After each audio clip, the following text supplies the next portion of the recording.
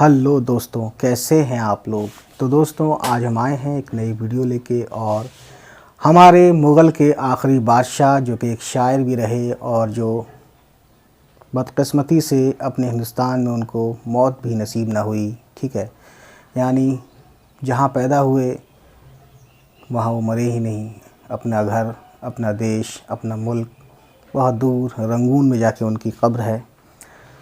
تو خیر، وہ ایک قصہ تھا۔ 1857 کے بعد بہت نقصان ہوا، بہت زیادہ نقصان ہوا، ٹھیک ہے۔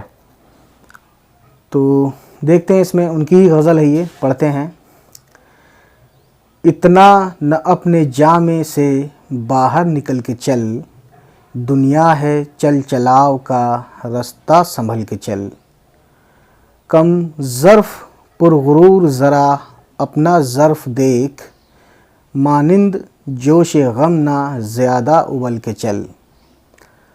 فرصت ہے ایک صدا کی یہاں سوز دل کے ساتھ، اس پر سپند وار نہ اتنا اچھل کے چل۔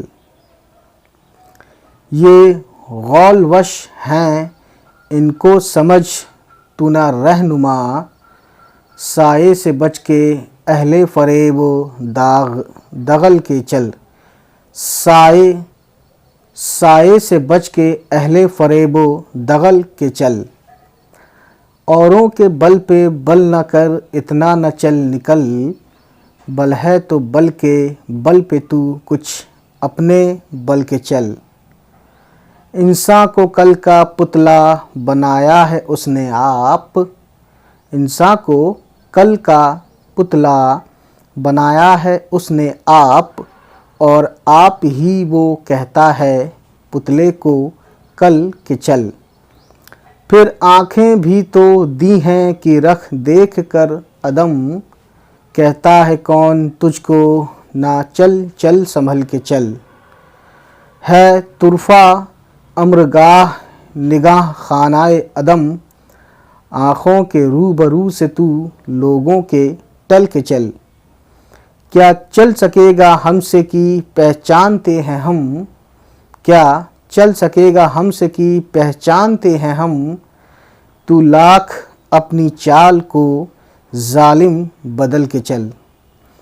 ہے شمع سر کے بل جو محبت میں گرم ہو، پروانہ اپنے دل سے یہ کہتا ہے جل کے چل۔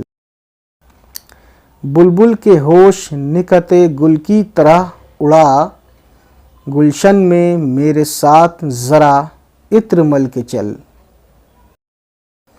گر قصد سوئے دل ہے تیرا اے نگاہ یار، دو چار تیر پیک سے آگے اجل کے چل۔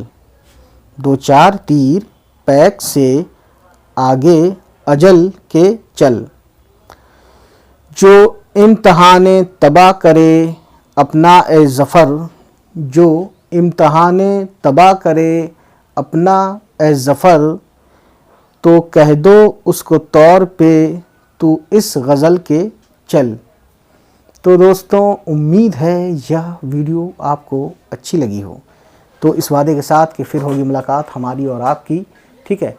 تو چلیے پھر آج کی کہانی اتنی ہی، ملتے ہیں آپ سے، اللہ حافظ۔